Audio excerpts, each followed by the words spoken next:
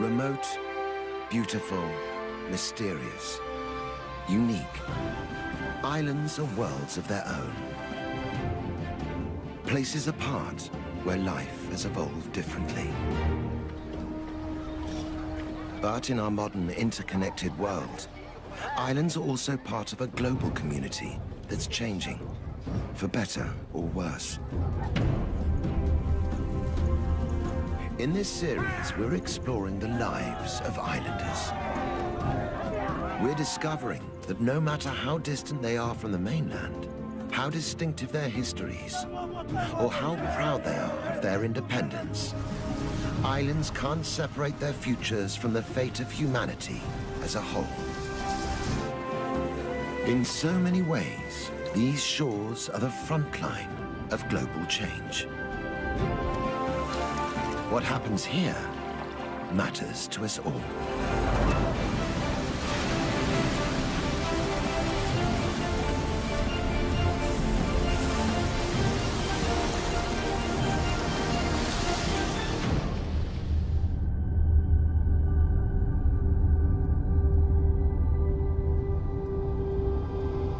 Amid the vast expanse of the South Pacific, isolated by the endless blue, is the Republic of Fiji. 322 islands forged in the heat of volcanoes.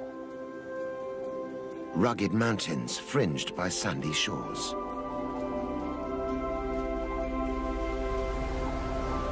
Behind the shelter of its coral reefs, Fiji nurtured a vibrant and unique way of life.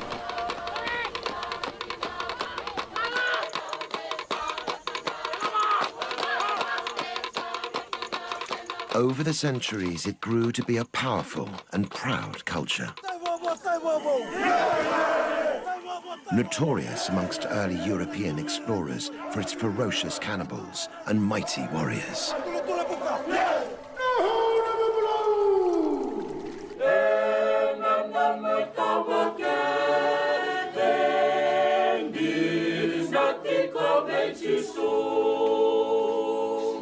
When the British imposed their rule, they brought Western ways and Christianity. They also brought waves of immigrants to farm fertile fields of sugarcane. Indian laborers, whose presence here was a trigger for conflict and violence.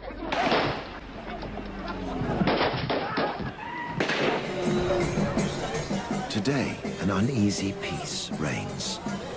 The new and old ways sit side by side.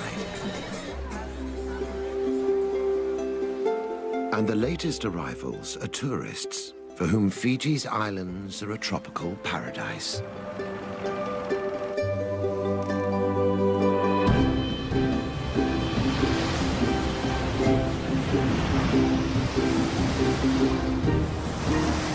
But new waves of change are looming. They're threatening to turn this idyll from playground to battleground.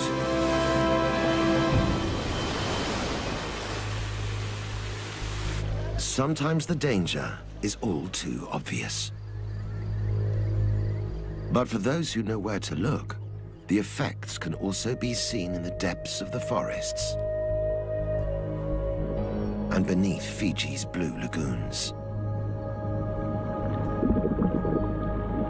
Sea temperatures are rising, coral reefs are dying, and the natural breakwater that protects Fiji's shoreline is being washed away. It's islanders who are on the front line of the fight to restore the balance. Strong and resilient, they also know how to nurture and heal. Now they are drawing on both sides of their nature to face the tests the world is throwing at them. Will it be enough to keep this paradise sunny in the teeth of the gathering storm?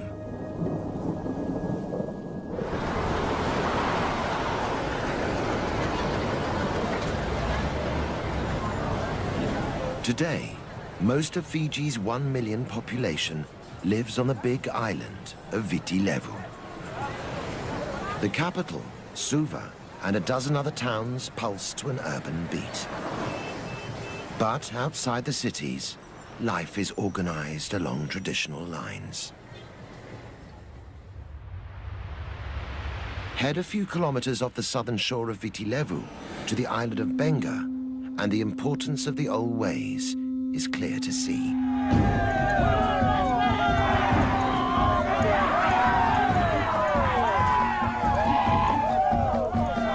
Here, ancient rituals evoke a pre-contact, pre-Christian world.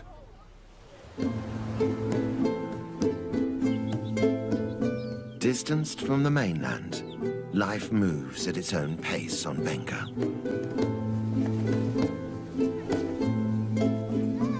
Underpinning this modern-looking village is a unique way of life, where ancient traditions still survive.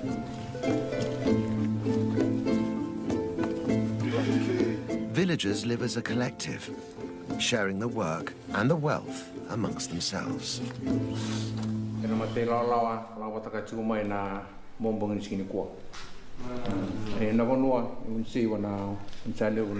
They are led by this man, Tui Sau.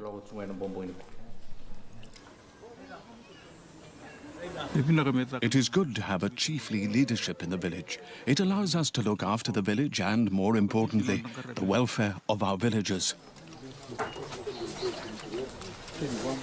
Today, Tui has ordered the villagers to prepare for an incredible ritual, which proves the power of the old tribal ways. They fire up the lovo, or ground oven, for a celebratory feast. Every family has a specific role to play.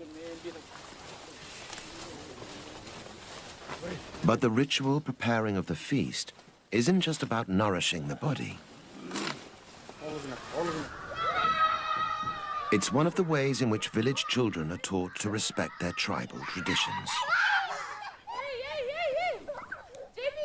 For Tui Sau, it's crucial to ensuring the old ways survive. It's important to teach them the right protocols, how to behave, and the different roles they must adopt in the village.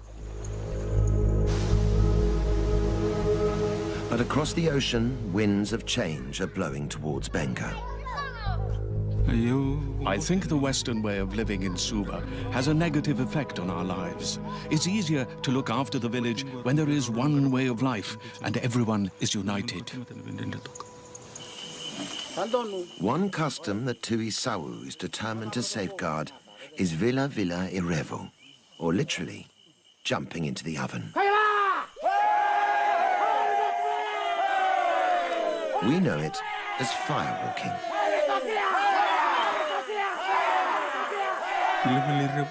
Firewalking has been around for as long as Benga itself. Our fathers and their forefathers have been firewalking all of their lives, and now we firewalk also.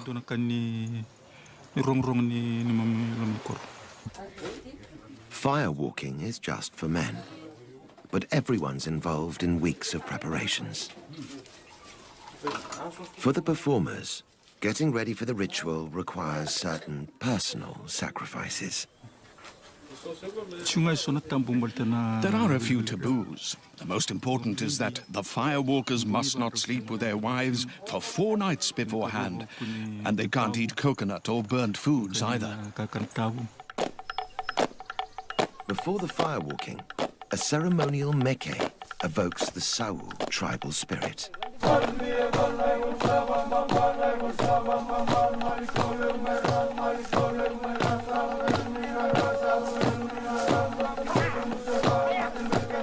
Warriors brandishing old war clubs reenact the battles of village ancestors. For centuries, these meke have been used to keep the past alive, and even to predict the future.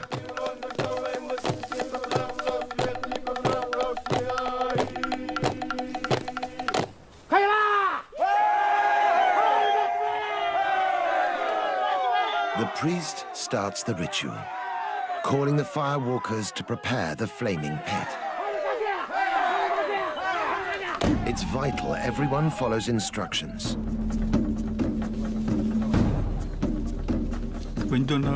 If someone breaks the rules or taboos, they will get burnt. They can be bedridden for 4 months and must be nursed at home until the burns heal. Finally, the pit is ready.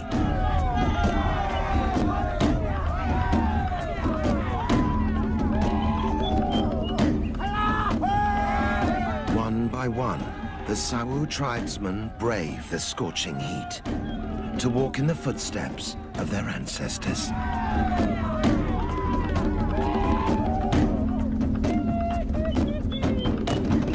They finish unscathed, the honor of the tribe upheld.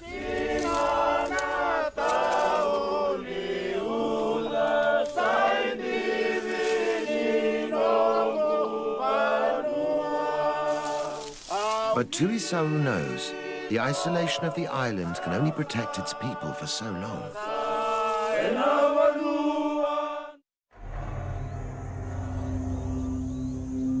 Dark clouds are gathering on Benga's horizon. Change is coming that even the firewalkers and their prophetic rituals cannot foresee.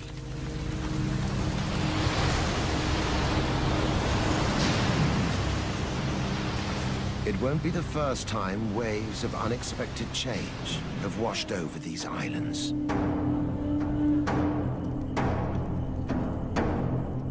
Less than 200 years ago, Fiji was a cannibal society. Tribal warfare was commonplace. Eating your enemy was the ultimate revenge.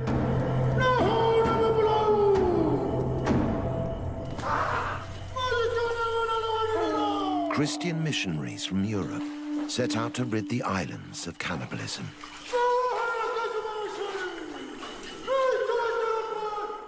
In 1867, Thomas Baker, an ambitious young minister, would pay the ultimate price. Declared an enemy, Baker was offered up as a sacrifice to the tribal war god. Then slaughtered, cooked, and eaten.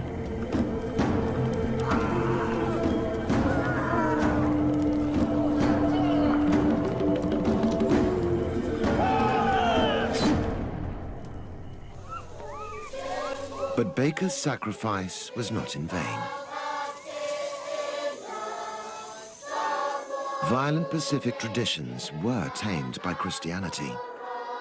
And today Fijian Christians regard the old days as Naguana ni Tevoro, the time of the devil. When Christianity came to Fiji, the missionaries were eaten. But people have seen the power of God and the gospel. It has taken away cannibalism and warfare. Asanatha Vikana is a Sunday school teacher in Nialwa village in the north of Fiji's main island, Viti Levu. She's one of some 280,000 Methodists in Fiji. She's also the local chief's wife and must integrate her faith with the indigenous customs that are still central to village life.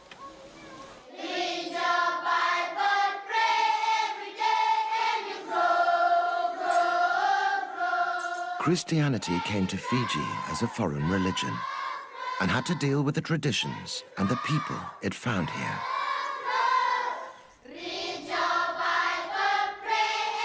Images like this Black Christ are attempts to show that the Son of God came for people of all races. The missionaries reached out and succeeded in convincing Fijians.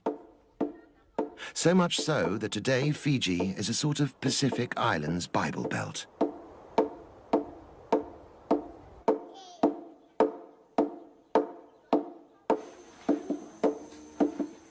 Although the days of tribal warfare are behind them, the villagers still have a tribal approach to worship. Christianity here is a real communal event.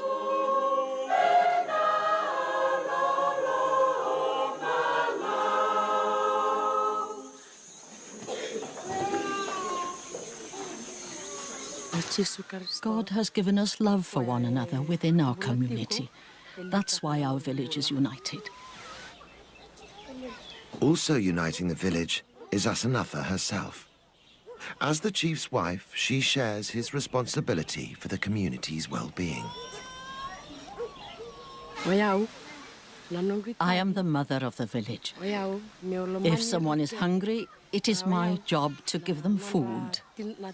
If someone comes crying, if there is a problem, it's my responsibility to provide them with what they need.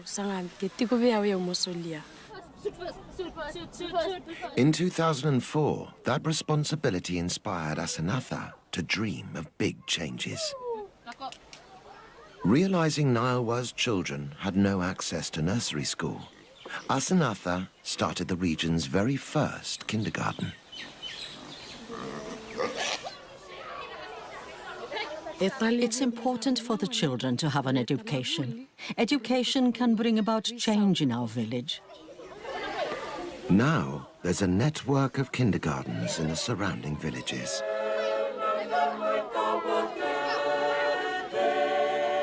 Throughout her campaign, it's been Asanatha's faith that sustained her.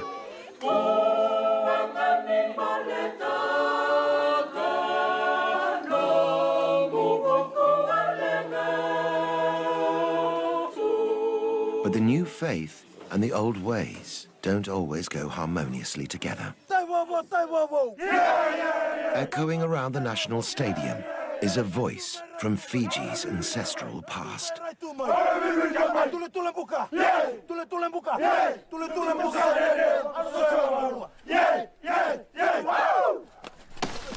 The Thimbi is an ancient war chant. These days it sends the Fijian rugby team into battle.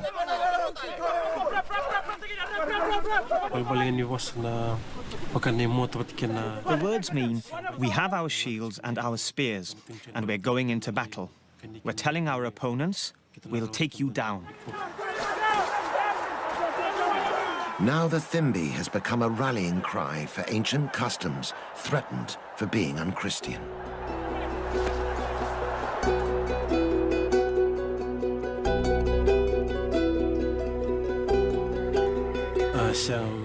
Our elders have been dancing the Thimbi since their time, and now we're doing it.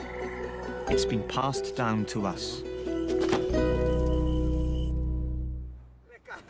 Sorelli Nakalavuki performed the Thimbi in over 20 matches. The Thimbi makes you feel strong as you prepare for battle. It psychs you up, ready for the game.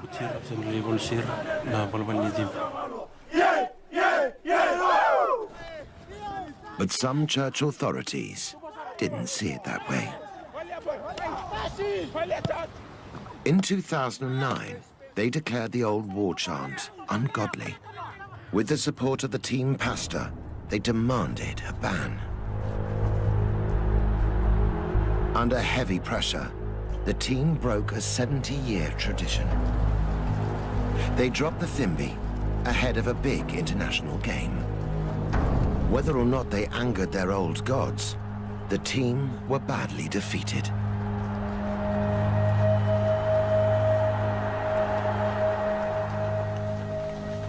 For rugby fans across Fiji, this was the cue to tackle the authorities head-on.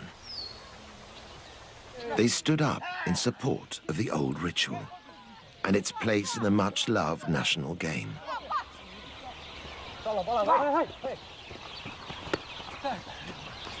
Like Christianity, rugby was brought here by Europeans, and it's been passionately embraced. Rugby is slowly becoming a religion in Fiji. There's a lot of support and encouragement for rugby in the villages.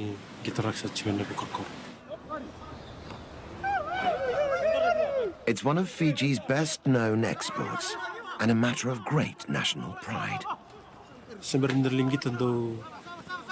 Before I play a match, my parents urge and encourage me. Go and show the world that you are a good rugby player and bring success to Fiji.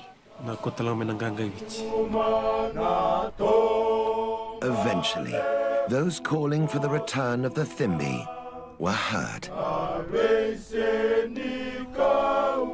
The rugby union stood up to the Christian objectors and reinstated the old war chant. Before each game, its battle cries echo once more, carrying Fiji's pride in its tribal past around the world.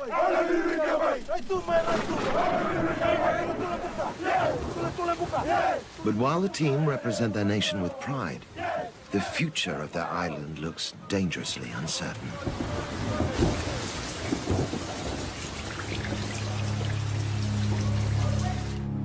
Tides of change are threatening to wash away the land which inspires such patriotism. Fiji and the whole world is feeling the effects of climate change. A big factor on the island is the El Niño weather pattern. When warm sea currents and trade winds weaken or change direction off the South American coast, El Niño can cause dramatic variations in weather. In Fiji, it's happening more and more frequently. Extreme droughts and severe storms ravage the land. Beneath the waves, the destruction continues. Warming seas are killing the algae that sustain the great coral reefs. It's these reefs that stand between the tempest of the Pacific and Fiji's vulnerable coastline. Without them, islanders can only watch as high tide threatens to engulf their homes. Graves that once lay under coconut trees now lie under the waves.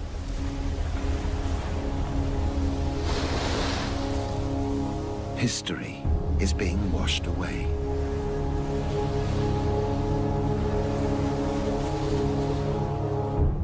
"90% of Fiji's population live along the coast. Many are wondering if it's time to head for the hills.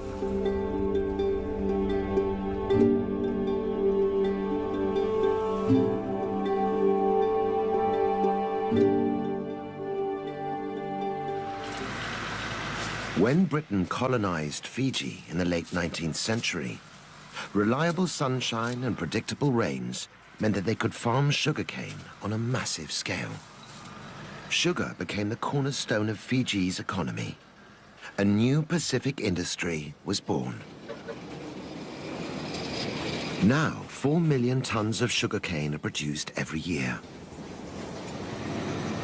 But not everyone enjoyed the riches that sugarcane brought. To harvest their wealth, the British needed more hands. Over 60,000 Indians were shipped to Fiji as indentured laborers. We were brought here from India to work on farms, on sugar plantations.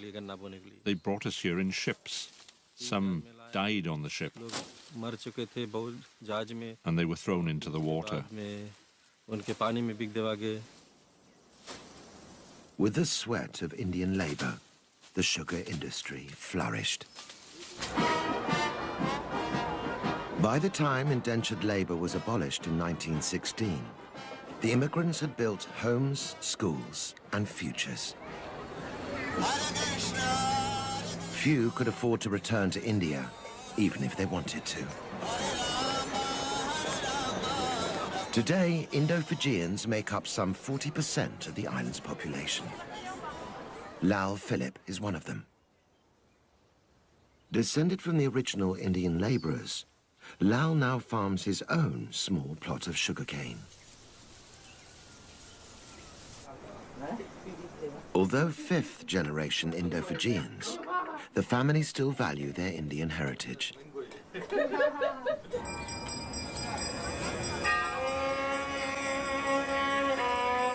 Their Indian spirituality has taken root in their adopted homeland.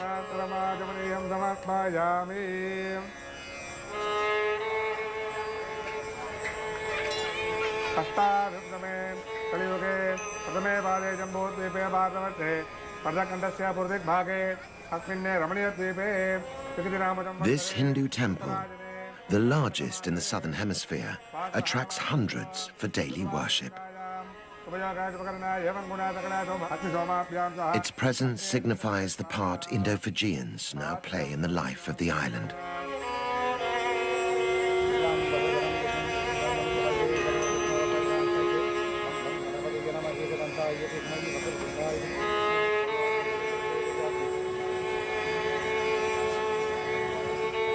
Inside, the devoted worship Lord Murugan, the guardian deity of the seasonal rains. But is he hearing their prayers? 1996-97 was a very dry season. The cattle started to die and food was scarce. It was very difficult. We thought that we might not survive the drought. So many of our cattle died. The drought of 1997 was no exception. Records show that over the past 20 years, Fiji has been more drought-prone than ever before. It used to rain in December, January, February. Now we don't see rain, and it's too dry. Without rain, the sugarcane doesn't grow well, and the crop yield decreases day by day. The country is facing hard times.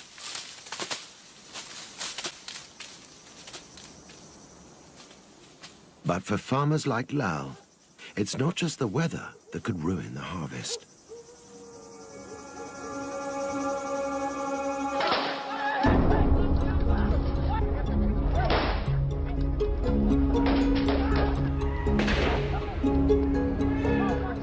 Years of political instability have rocked this island republic. The conflict stems from ethnic tensions between indigenous and Indian Fijians. In the past, those resenting the Indian presence took matters into their own hands. Blood was spilt on both sides. Fueled by these tensions, 4 governments were overthrown. Thousands of Indo-Fijians fled Fiji, but leaving wasn't an option for Lal. I'm an Indo-Fijian. My blood is mixed. If we're born in Fiji, then we are Indo-Fijian. Today, an uneasy peace reigns in politics. But the battle to protect these islands from the El Niño effect goes on. Droughts aren't the only problem. Extreme storms also threaten livelihoods. Satendra Philip is another member of Lal's family. He harvests his crop from the sea.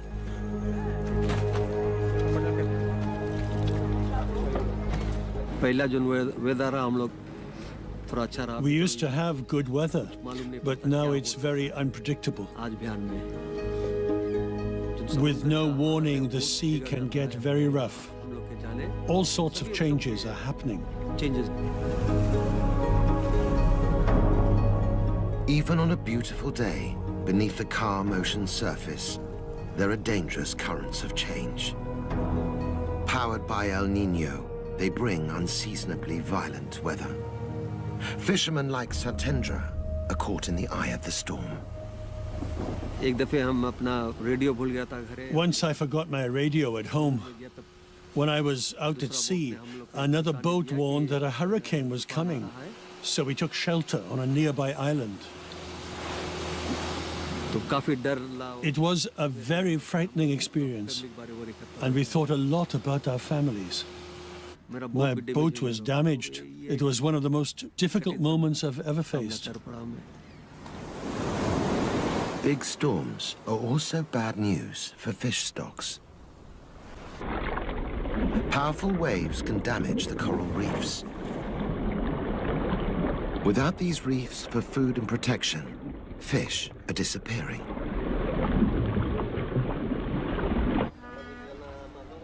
Outside the cities, half of all households depend on fishing.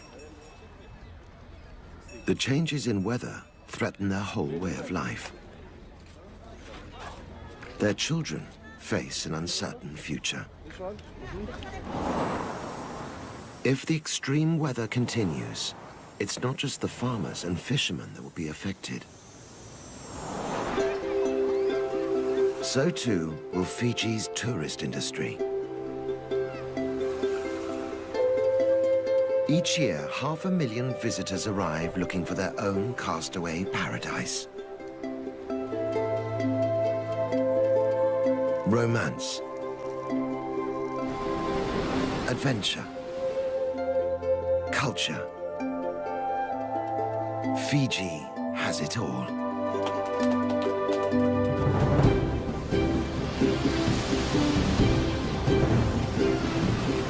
Today, the island boasts one of the most popular surfing swells in the world. But as the El Niño effect continues, even the bravest will struggle to ride out the storm.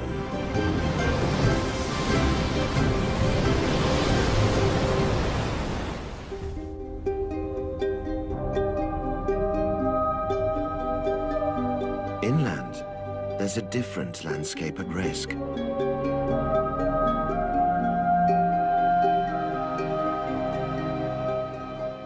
Fiji's mountainous interior is an unspoiled Eden. Imposing cliffs conceal rare orchids. Tropical rainforests hide a lush diversity of life.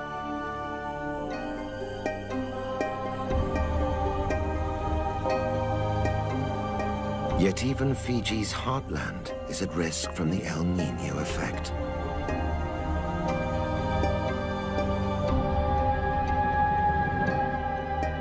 An increase in extreme weather is causing vast landslides and devastating floods.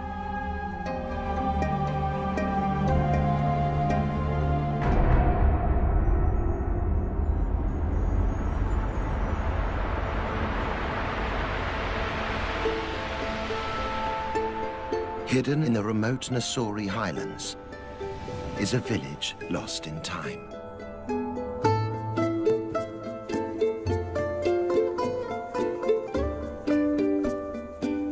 Navala is a Fijian village in the most traditional sense.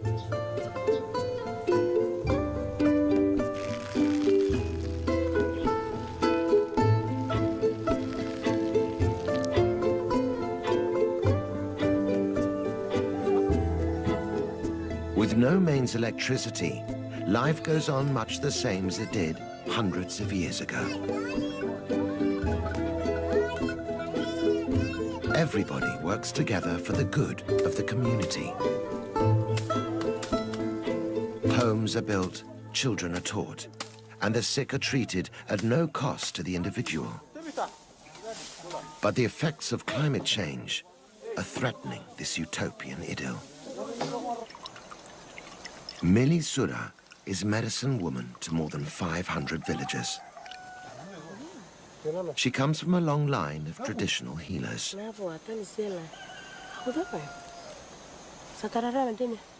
Millie believes healing is in her blood,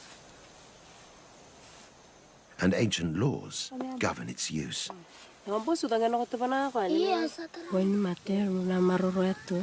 I keep my knowledge of medicine making a secret.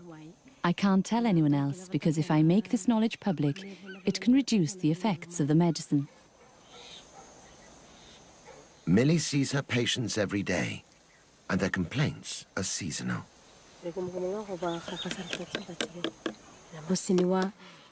In this current weather, we mostly have cases of toothache and people suffering from colds or intestinal pain. This patient has an abscess. Using herbal remedies, Millie can offer pain relief and a natural antiseptic.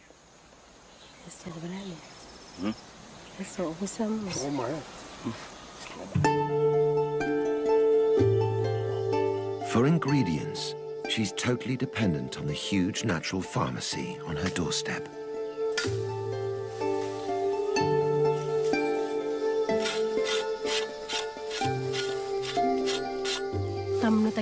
You have to walk far to reach some medicines, while others grow in hard-to-reach places like on cliffs or the top of a mountain. The harder it is to find, the better the healing power of the medicine.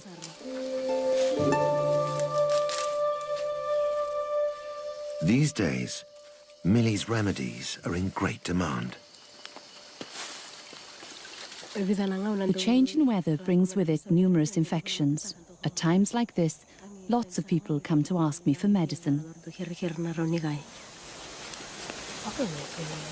People here have come to understand how the plants and herbs which grow around them can keep their families healthy.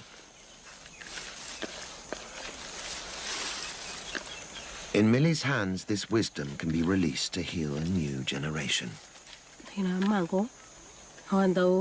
Take a mango tree, for instance. It can be used in lots of ways. It can be scraped and mixed with hot water and salt for gargling. And it can also be drunk to treat diarrhea.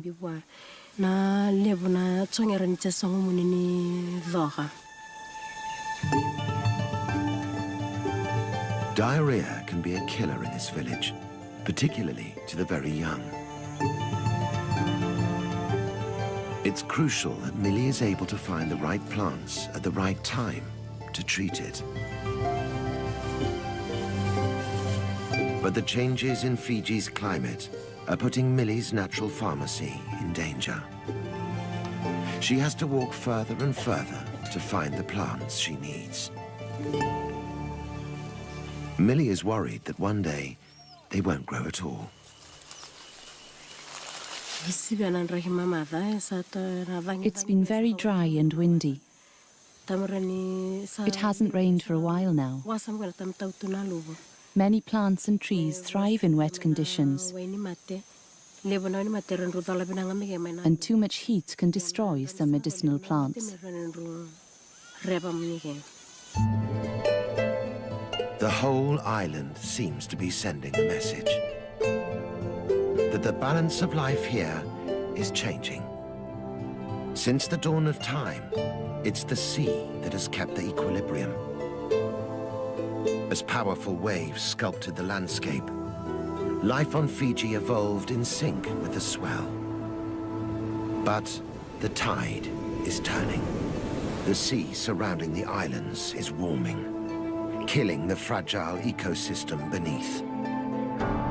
It's a symptom of global warming that the islanders must address, or suffer the effects. Anapasanamali is on a mission to restore the balance of life in Fiji's waters. He's taking a hands-on approach to fulfilling the responsibility passed down to him by his tribe. I'm one of those who are called the Fishmen. I was chosen by the Nakalevu, the High Chief of Nadroga. Our relationship with the sea began with our forefathers, and I inherit that today. As part of that legacy, Panapasa is trying to halt the damage that's going on beneath the waves, starting with the coral reefs.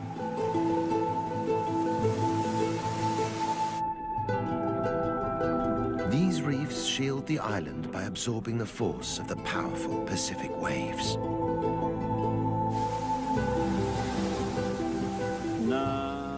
The reef is very important to us. I'm witness to this. During bad weather like cyclones and tsunamis, the reefs protect us from the effects. The reef is also home to many species of fish. Feeding on the coral, some fish produce and excrete tons of sand, which is key to replenishing Fiji's shoreline.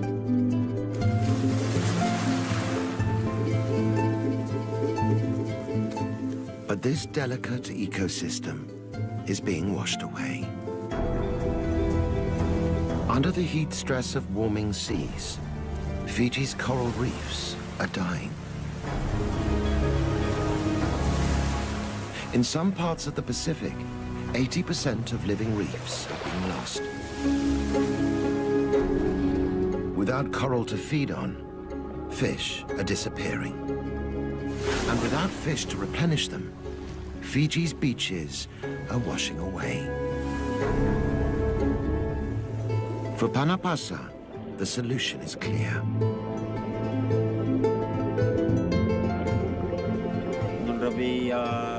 The relationship between the fish and the sea needs to be revived. We need to restore life to the waters. One way to bring back the balance is to restore the coral reefs. On the island of Motoriki, villagers are doing just that. They've started to farm coral on a scale that could make a difference. Using artificial trays to grow cuttings of wild coral, they hope to bring their reef back to life.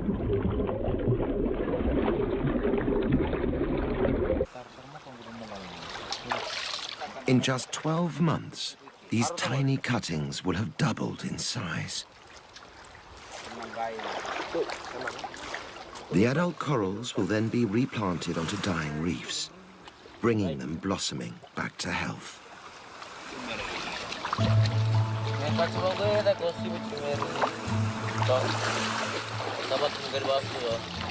By renewing the reefs, these islanders are helping build a sustainable future for Fiji. One that could make a global impact.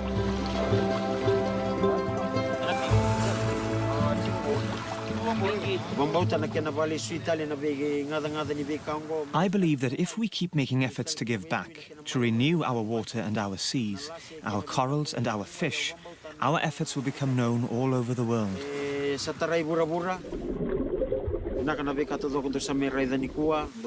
Everything you see here, I have faith in and believe in.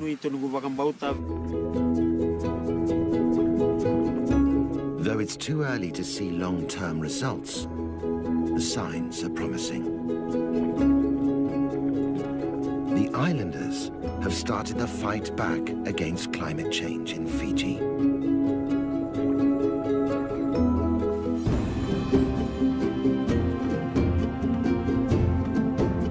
Islands are special places. Fiji's islands amongst the most distinctive of them all.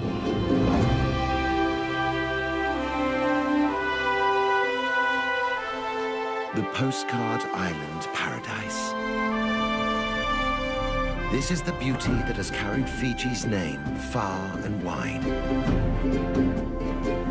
But if this was once a place where time stood still, now the islands are in their 11th hour. The isolation that preserved their ancient rituals no longer provides sanctuary.